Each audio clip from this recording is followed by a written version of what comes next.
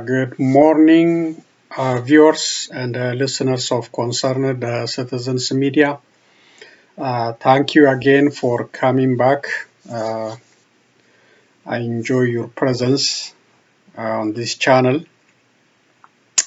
So I will start today with Eritrean forces genocide in Tigray in coordination with Abiy Ahmed of Ethiopia. Eritrea is, if repeatedly call upon it to withdraw its forces, so ignore the international call, engaged with TDF in multiple fronts, lost the game, the war game. Now they are using heavy armament and airplanes to destroy the Tigray region. So today, in multiple media reported that the Eritrean forces, in coordination with Ethiopian government, destroy civilian structures and attacked the civilians, unarmed residents in Tigray. It's shame for the Ethiopian government to allow to coordinate such attack against its own citizens. It will be recorded in history. This will be, maybe the first when your own government coordinate attack against, against its own citizen. So Eritreans got their independence. They're supposed to stay away from Ethiopia business, but they are now taking the advantage of Abiy Ahmed, coordinating with Abiy Ahmed to destroy Ethiopians. It's a genocide, really. It's a very clearly known genocide. And so far, I didn't hear European Union or United States condemning this attack. I checked their website. I didn't see anything. The White House, I checked all of them. So far, I didn't see. Because of no serious measure was taken in the past through the United Nations or through the US. Now they are intensifying their attacks and mobilizing their force against the Tigray region. They are determined to destroy that region and eliminate the residents of Tigray region. So the next video you will see, it will show you how they are determined to destroy the region, to eradicate the Tigrayans. So please don't watch this with children. You might see some graphic images, and I shared this video from Tigray Media House. It is a worth reporting. It was a big issue today. So let's watch it and continue to the other news. So it's a genocide, really. It's a clear genocide against the Tigray people, waged by Eritrean forces in coordination with Abiy Ahmed, the government in Ethiopia. It's shame. It's really shame.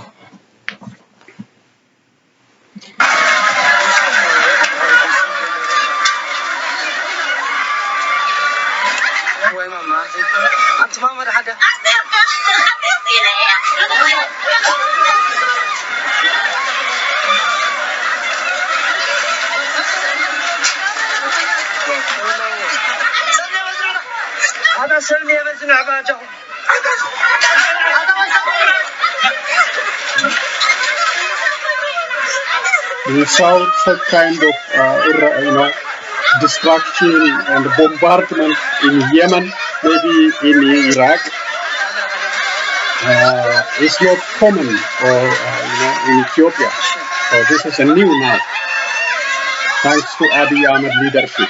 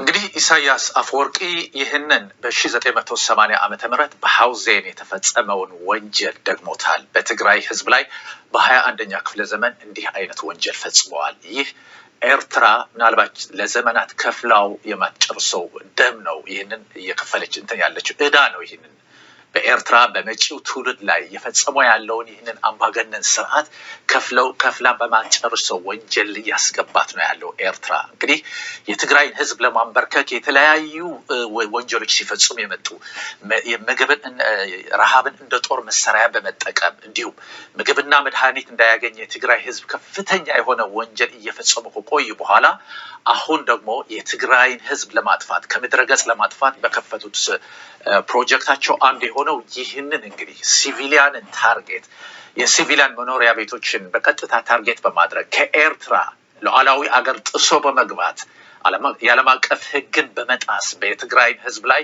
ያ ሁሉ ወንጀል እየፈጸመ ከቆየ በኋላ አሁንም በሚግ 29 የትግራይን ህዝብ እንደዚህ ጨፍጭፎታል አምባገነኑ ኢሳያስ አፈወርቂ። ስለዚህ early in the morning. Okay. So he's saying, after blocking the Tigray region for almost 2 years from food, from medicine, from everything, now the Eritrean government using MiG-29 to destroy civilian buildings, civilian structures, and attacking civilians. So it's a war crime. It's a war crime, and Eritreans carried out against the Tigray region in coordination with Abiy Ahmed and also the governors in Amara region. They are happy today. They are happy because Eritrea is doing their dirty job. We have seen so many videos, the Amaras talking about destroying, eliminating the Tigray people. They were talking about 6 million, nothing, we can destroy them. So now Isaias Afwerki is doing their dirty job, and I think they will pay a heavy price through International Criminal Court. Hopefully, the problems right there is Russia and China. Always, they are blocking any UN resolution. So we'll see, but they are doing, destroying life. Excuse me.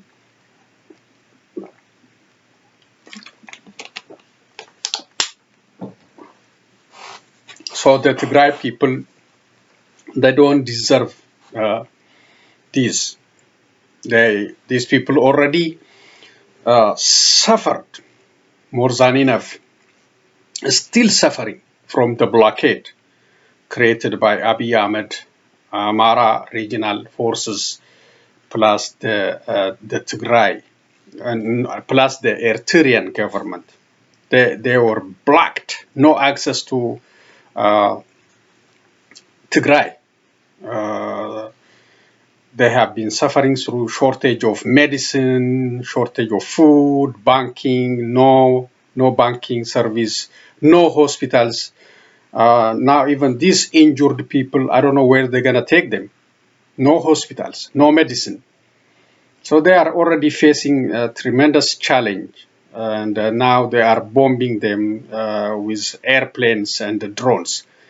And I hope the United States, European Union, United Nations will condemn such attack quickly. I hope so. We'll check it tomorrow if the White House says anything, or U.S. State Department, or European Unions. But so far, I didn't see any response on this heinous crime or genocide Eritreans and the Ethiopian government carried out on Tigray, on Tigrayans. So that is the big news on different social media, on YouTube and Facebook. So why they did this? Because they defeated on the ground. The next tweet from Getachew Reda will tell us why they carrying out this, heavy bombardment on civilian infrastructure and the civilians, because they got defeated on the ground. TDF resisted the invasion. They destroy so many divisions of from Eritrean forces, Ethiopian forces, Amara militia, Fano, all of them. They are not over yet. They are still organizing. They are still lining up around the border. There is a BBC report. There are also, detailed report, satellite image. All the forces crossing on the other side, Eritrea, Tigray side, and lined up, build up to attack the Tigray people. So that's also proved by satellite images, and they are using everything they have. The Ethiopian government is also try to collect money from, is collecting already from merchants, residents by force. Also try to create a new rule to collect property tax, because they are desperate. They are desperate to gain money and wage continue this bloody war. Let's see what Getachew Reda said. Getachew Reda is an advisor to the president of Tigray. He is also executive committee member, TPLF member, Central Command, Government of Tigray. What he said? What was #Isaias thinking when he sent 5 divisions fully equipped with mechanized support to attack Tigray positions from Berhele? Whatever their intention, Divisions 22, Division 30, 38, 61, and Division 67 have been successfully neutered, with many senior commanders killed, captured. #Tigray will prevail. All these divisions, Division 22, 30, 38, 61, and 67, 5 divisions of Eritrean forces, heavily armed, destroyed, and they are captured. That's why they are now using the remaining advantage, that's the air power, to destroy civilians. No military target, you see it. No military target, just civilians. You hear and you see and you hear their agonizing cry for help, but nobody is there to help them. That's painful. Okay, this one is the Ethiopian Human Rights Commission reports on the repeated genocide happening in Western Oromia, in Walaga. Let me read what they say. Amid communication blackouts, Right Commission says more than 100 civilians killed in recent violence in Western Oromia. The Ethiopian Human Rights Commission, EHRC, has reported that more than 100 civilians were killed as a result of repeated identity-based violence perpetrated by irregular Amara armed militia, members of the Oromo Liberation Army, as well as an armed individual in Western Oromia in Haro-Guduru zone over a period of 3 weeks. According to Ethiopian Human Rights Commission's report, the killing took place in Amuru, Haro-Buluk, and Jardega Jarte waradas of Horo-Guduru Walaga zone, and came in the midst of communication blackout in the areas. The report also stated the displacement of thousands, widespread looting, and destruction of private properties. The spokesperson of OLA and the Amara Association of America, AAA, both denied the accusation and instead blame armed members of Amara Fano and members of OLA respectively.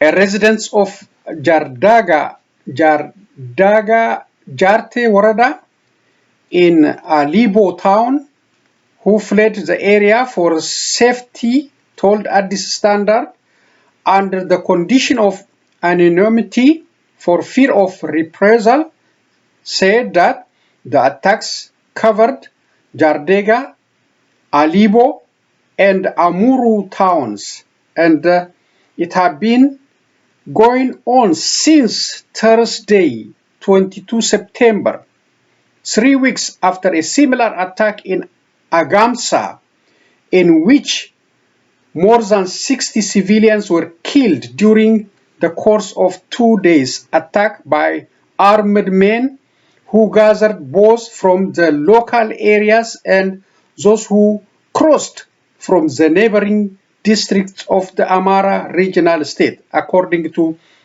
Ethiopian Human Rights Commission. The witness who spoke of the latest attack blamed members of the Fano militia and said that they lost 21 close relatives, of whom 14 were killed in one spot. The attacks started from Jardega town and expanded to surrounding rural areas. It was not possible to put the exact number of casualties, since the attacks are ongoing and the civilians continue fleeing the area to save their lives. There is no means of communication to identify who is dead and who is alive, as well as where everyone fled to. The witness, who has fled the area, told Addis Standard by phone. It is clear the Fano, the armored group from Amara, carried out the attacks. Haro is going through unspeakable suffering. The world should know the truth.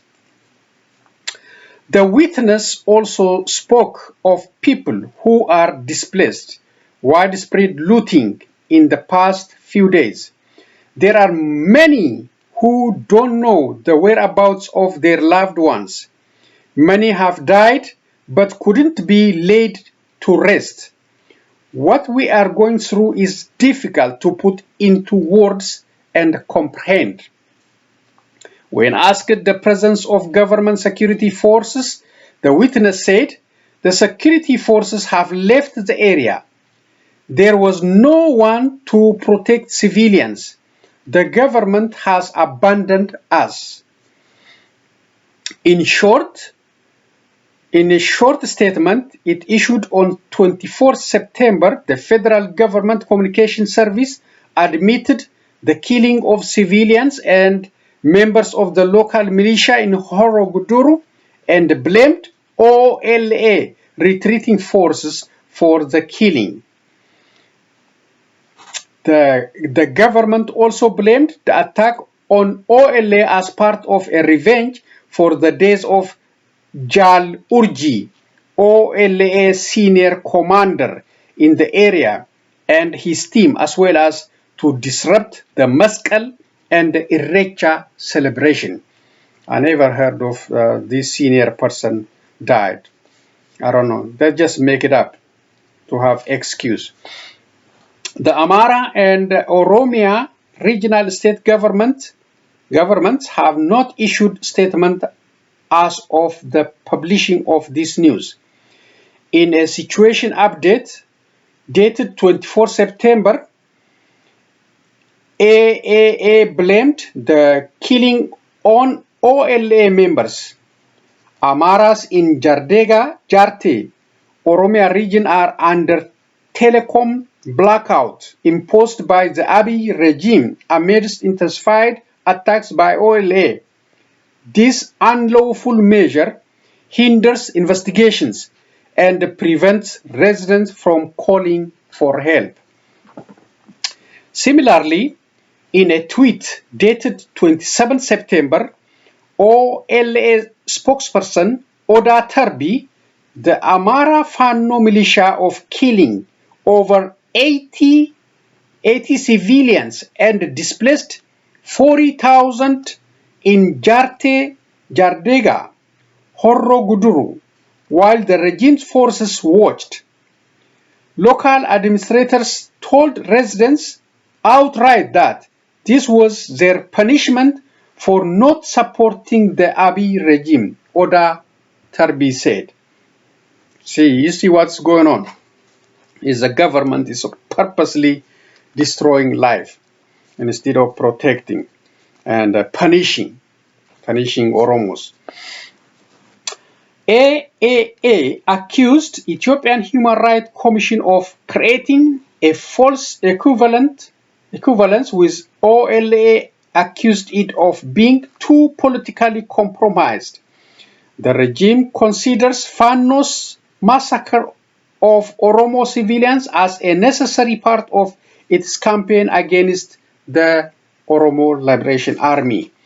According to Ethiopian Human Rights Commission's report, the commission has learned that more than 100 civilians have been killed in repeated attacks perpetrated by both members of the OLA, Amara informal armed group, armed individuals in Amuru, Harro Buluk, and Jarga Jarte districts of the zone, Horoguduru, within 3 weeks after 9 September. Evidence from the survivors, justice and administrations bodies of the zone, and aid agencies operating in the area indicate that private property were confiscated and thousands of residents who were forced to flee the area are under harsh conditions without sufficient aid, the statement said.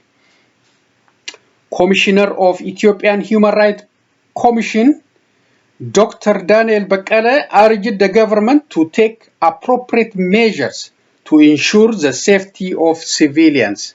Really? Abiy, you gonna take appropriate measures to protect the safety of civilians. Abiy Ahmed is a failed leadership repeatedly. Concerned citizens called upon to resign. He is unfit to lead that country. In the statement issued on 26 September, the Oromo Liberation Front, OLF, accused the government of violating its own constitution and international laws. The OLF has also called on all stakeholders to protect unarmed civilians and their property without any discrimination based on religion and or nationality. Unarmed civilians must be protected and their safety assured. The OLF also blamed armed group from Amara regional state. In the name of eradicating the Liberation Army forces, the government's regular forces, and Amara Fano and Amara regional states militia and the special forces have regularly invaded several districts, waradas, and the Kabbales of Western Oromia, especially Horoguduru and the East Wallagga zones, OLF said. That is true. According to different media, they still occupy some waradas in this area and some in other Oromia region. The party has expressed its dismay toward the international community's silence and the passivity while such despicable human suffering and deaths are recorded daily in Oromia. Oromia has now become another theater of human suffering and death. That is true. A civil servant in Shambu city who also spoke with Addis Standard on the phone said that many of those who fled the attacks were able to reach Shambu city, the zonal capital of Harogudur Wallaga. The streets are full of people who fled the violence, carrying plastics bag and walking in groups. The civil servant said, the displaced people are all over the place, and some were sheltered in Wallaga University's Shambu campus, while many others were able to shelter at individual residences. Many of these I spoke with are in distress, lost all their livelihood, and are unaware of whether their loved ones are alive or dead. Some families were able to save some of their children, but they are not sure what happened to the rest of their families. The witness criticized the government's lack of responses, saying no government body is coordinating shelters except for the Wallaga University Shambu campus. However, the local community is supporting the displaced with what they have, including food, clothing, and a place to rest. Credit at this standard. So that is the reality in Oromia under Abiy Ahmed leadership. It is just like it's a tactical war against the Oromos that happened during a previous administration when the Somalis were allowed to openly attack the Oromos. Now Abiy Ahmed is maybe using the same strategy, using the Amara militia, Amara Fano, to attack the Oromos because they disagree with his policy. He wants to destroy them. He wants to force them to surrender. He allow these invaders to take their properties, livestock, burn their houses, everything to do. They allow them to do. and blaming, playing game with, OLA. Say OLA did this, OLA did, but it's a government responsibility. Whatever happened under Abiy Ahmed leadership he is the one responsible. Whether the Amara militia or Amara Fano or others crossing into Oromia region carry out a crime, Abiy Ahmed and the Oromia regional government officials are responsible. They will be accounted for when the right time comes. Until that time, they can play a game on human lives by blaming each other, by playing game and using the same strategy like I forgot the name, the Somali regional president play game and use Somali forces to attack Oromos, to displace Oromos openly. The same strategy is used by Abiy Ahmed and by Oromia regional authorities now against Oromos. So that is the reality, and the international community, they should wake up, pay attention, help the Oromos survive this administration. And, no internet, no phone service. This is a genocide, really. It's a genocide the world is watching, happening under the watch of the world.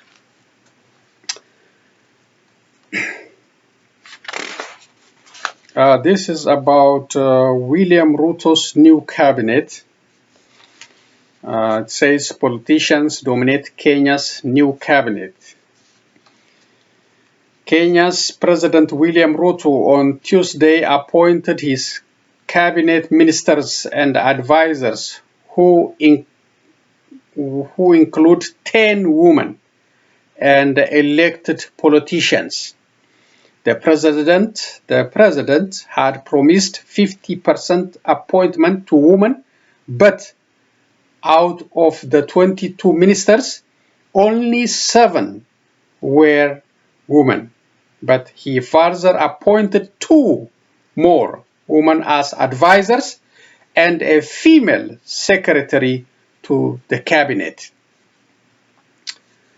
The appointments are being seen as rewarding his loyalists who campaigned for him across the country.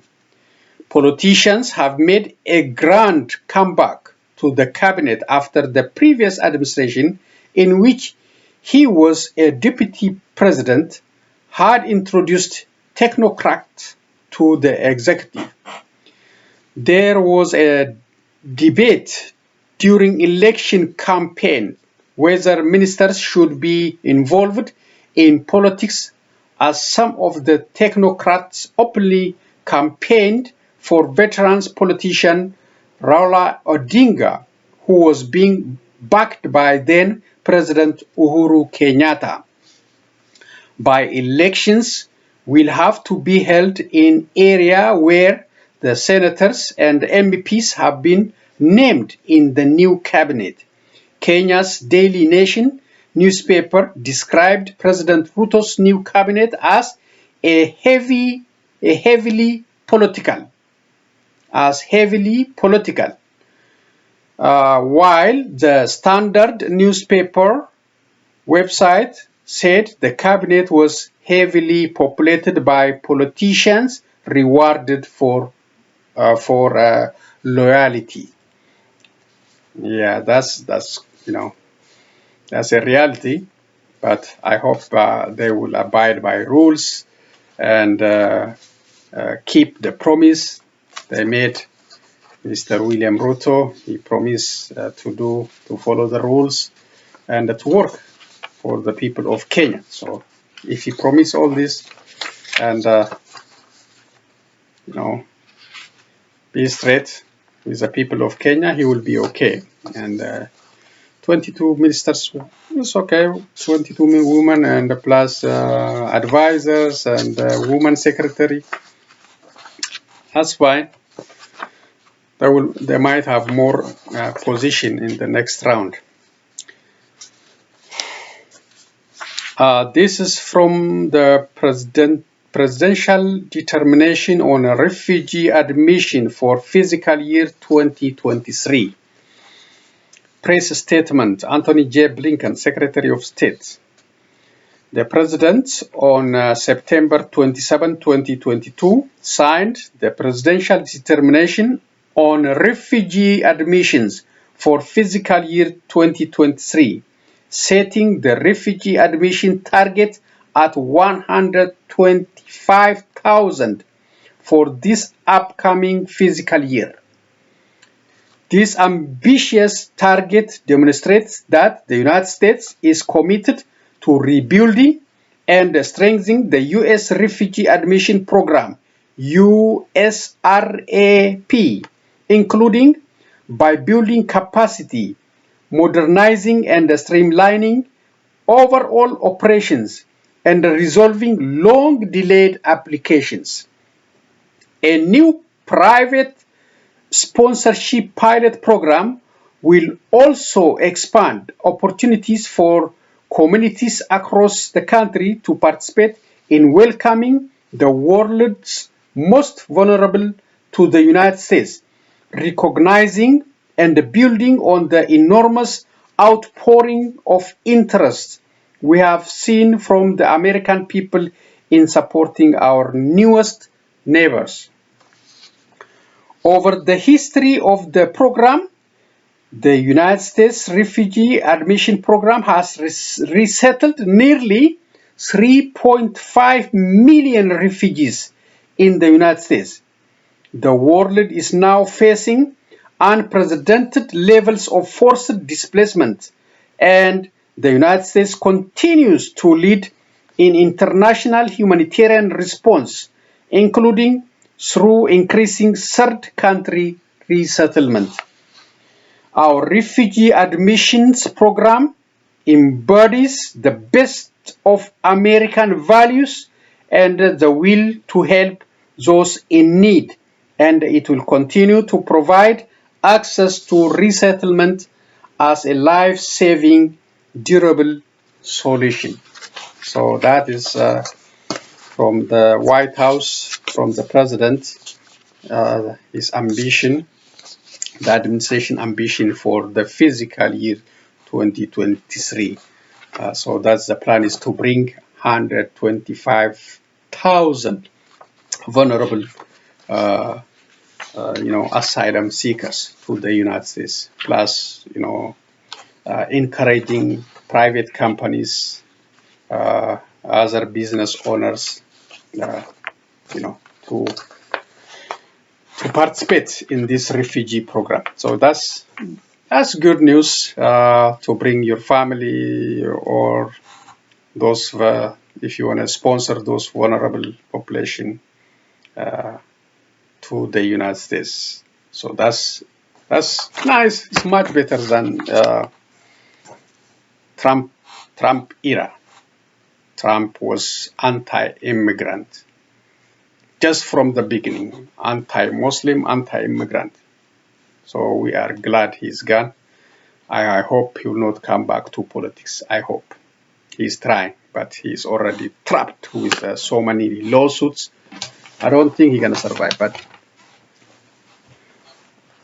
we appreciate Biden and his positive outlook, positive thinking as a welcoming sign for those vulnerable population. That's all I have for reading. Let's watch these videos and finish up today's presentation.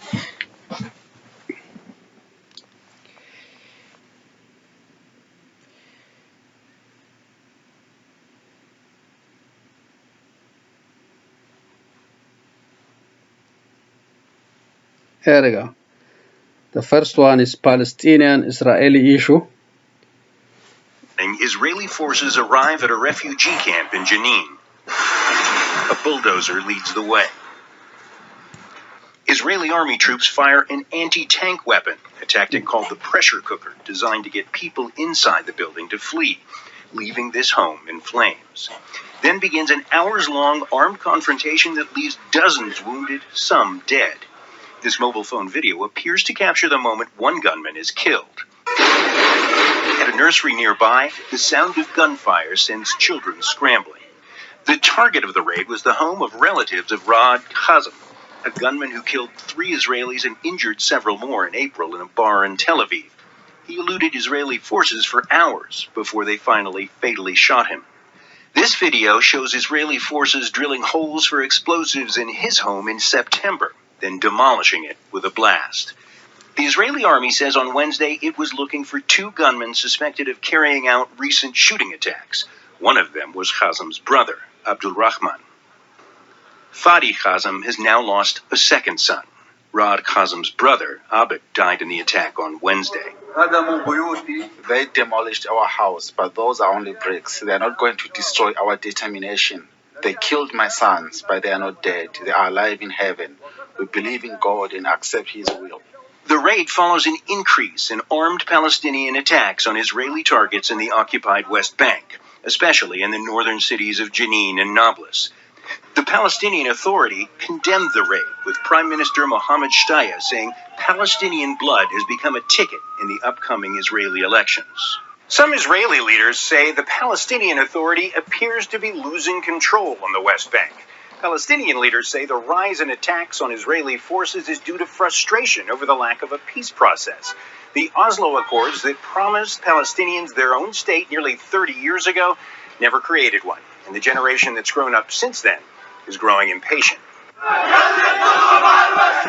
Hours after the attack, the funerals were underway, as is required under Islamic tradition, but they are only likely to increase rising tensions on the West Bank. John Hendren, Al Jazeera, Ramallah.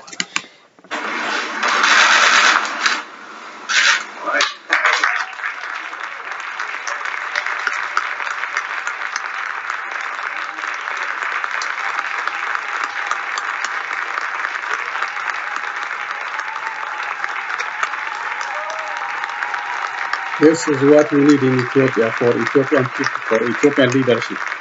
This is now Malawi and the United States signing some kind of,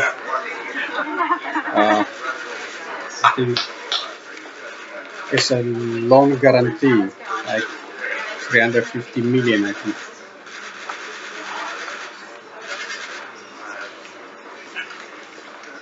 This agreement opens a new chapter in the partnership between the United States and Malawi, one that builds on our close collaboration over decades, as we've heard, our shared democratic values, and a joint vision for a prosperous, stable, resilient Malawi. These projects will be transparent, they'll be collaborative, and built to meet the highest standards of quality.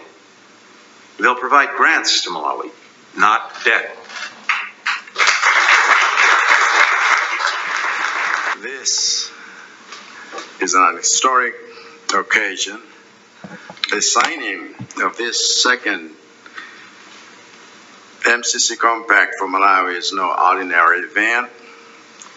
This is very, very important program for Malawi and attests not only to the long-standing cordial relations between Malawi and the United States, but also to the progress that Malawi has made in recent months to meet the exacting standards of MCC scorecard, the policies we have implemented for the advancement of governance, economic freedom, democracy, people-centered investments, and the fight against corruption.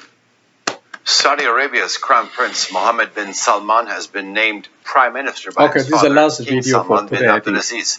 Saudi officials say the new appointment is in line with the prince's former duties, including representing the king abroad and supervising executive duties. He previously served as deputy prime minister and most recently as defense minister. Okay. But MBS, he didn't take any responsibility for the killing of the Khashoggi, who was dismembered in Turkey. But who can ask him? He is a crown. Now he's a prime minister of Saudi Arabia, so he's getting away from that responsibility. So let me finish today. So the world should pay attention. The United States, European Union, United Nations, they should be aware of this genocide happening in Tigray by air bombardment, by Eritrean air bombardment in coordination with the government in Ethiopia. Shame on him. It's just, and I never heard of your own government allowing foreigner to attack you. He's supposed to protect you, but he is allowing the genocide to happen in Tigray. Also, he is also allowing forces from Amara region to cross into Oromia and using them like, as a weapon to destroy Oromos and to use them as an excuse to destroy life, to destroy property, and to displace thousands and thousands of people. That is the reality under Abiy Ahmed, and the rest of the country is celebrating the New Year, and they are not saying anything. They are also suffering from inflation, high unemployment, all kind of problems, but they are silent. And this guy is just enjoying Arat Kilo and without any accountability for the killings, for the continued bloodshed happening in that country. And I hope he will be accounted for all this crime one day. But until then, our people are suffering. We beg on the international community to do something serious to punish these individuals. Eritreans are meddling heavily in Ethiopia. Too much bloodshed on this leadership and no accountability. I don't know. Europeans and the United States can do something if they come together instead of waiting from the United Nations because Russia and China are against any resolution. So that's a challenge. In the case of Palestinian Israeli issue, that should, I call, multiple times, it's a genocide also over there, repeatedly. And this news is coming every other day. And Israel is expanding, taking more lands. Palestinians try to resist, chased by Israelis against through bombardment. The circle will continue. People talk in 1967, but forget about that. That will not happen. Israel will not even give up the recent taken land. You're talking about 1967. That's a different issue. But the Palestinians and other international partners are calling for two-state solution. Palestinians accepted it. They are waiting for it for many years now. So I think the United Nations, they should implement that, the two-state solution, and to stop this, bloodshed in that region. Horrible news coming from that hotspot repeatedly. The United States, the Europeans can do something, but they are just ignoring it, and the bloodshed continue, destruction continue. The same thing now in Ethiopia. That's all I'm going to say for today. Thank you for joining me. Please share, this, horrible crime carried out on Tigrayans, especially to the international community. Tweet about it and come out and demonstrate against it. The No More movement has another upcoming protest in DC, October 2nd. They are determined. These are pro-Abiy, pro-Eritrea protesters. They are coming out again, October 2nd in Washington, D.C. So why not you? Why you're silent? What did you get? You should come out and protest against genocide happening in Tigray, in Oromia, and other regions. So be safe. So long, everyone.